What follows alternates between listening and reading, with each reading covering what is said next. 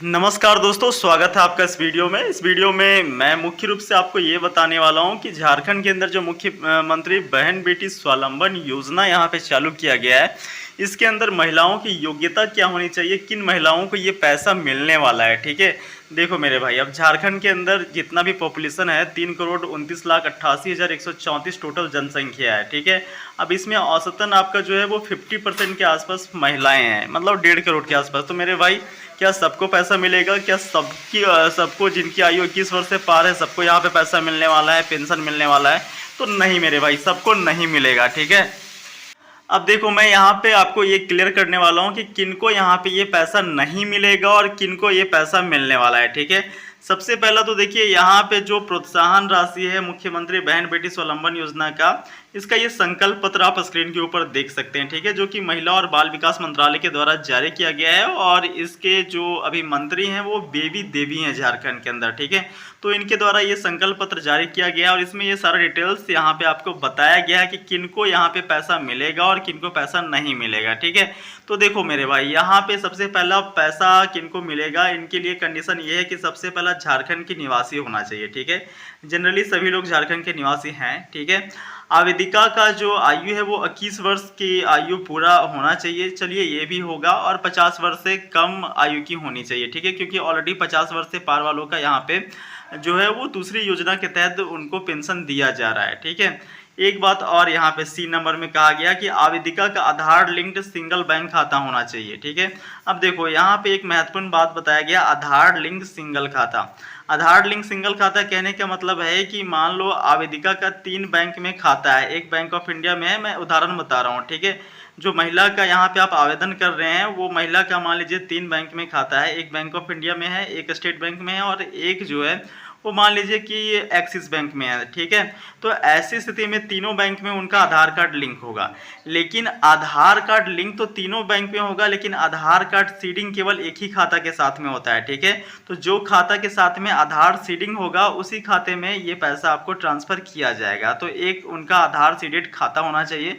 तो आप जो है महिला का सबसे पहले आधार सीडिंग जो है वो करवा लीजिएगा कोई भी बैंक के अंदर, फिर यहाँ पे आप आवेदन कर पाइएगा। ठीक है, उसके बाद डी नंबर में बताया गया आवेदिका का मतदाता पहचान पत्र यानी कि वैलिड वोटर आईडी कार्ड होना चाहिए। ठीक है, वैलिड वोटर आईडी कार्ड होना चाहिए।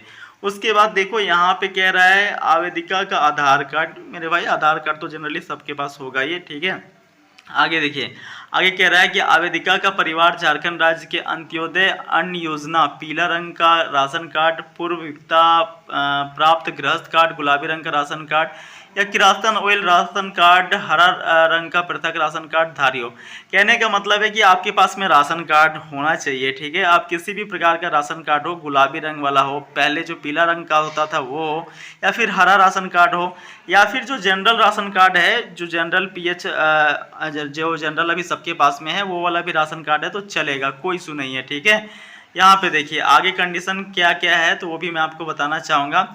यहाँ पे तो ये बता दिया कि किनको मिलेगा, अब किनको नहीं मिलेगा वो आप समझिए।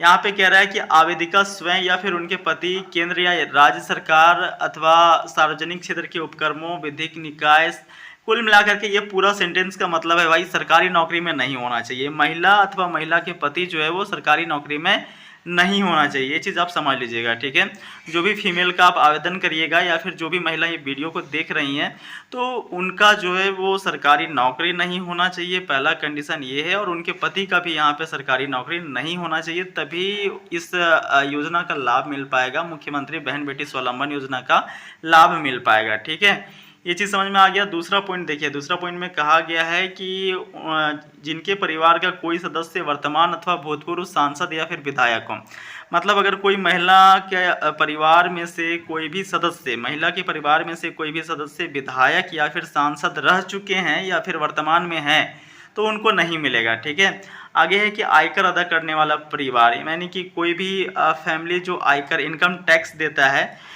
जनरली इनकम टैक्स कौन देते हैं तो जिनका पारिवारिक सालाना इनकम जो है वो 8 लाख से पार है। ठीक है, तो जिनका भी यहाँ पे जो आयकर देते हैं, इनकम टैक्स देते हैं, वो भी इस योजना का लाभ लेने के लिए योग्य नहीं है, अयोग्य हैं। ठीक है, उनको भी ये योजना का लाभ नहीं मिलेगा। आगे देखिए क्या रहा है, जिन लाभुकों को महिला बाल विकास एवं सामाजिक सुरक्षा विभाग झारखंड रांची द्वारा संचालित किसी अन्य सामाजिक सुरक्षा पेंशन योजना का लाभ पूर्व से प्राप्त हो रहा है, उन्हें इस योजना का लाभ प्रदान नहीं किया जाएगा।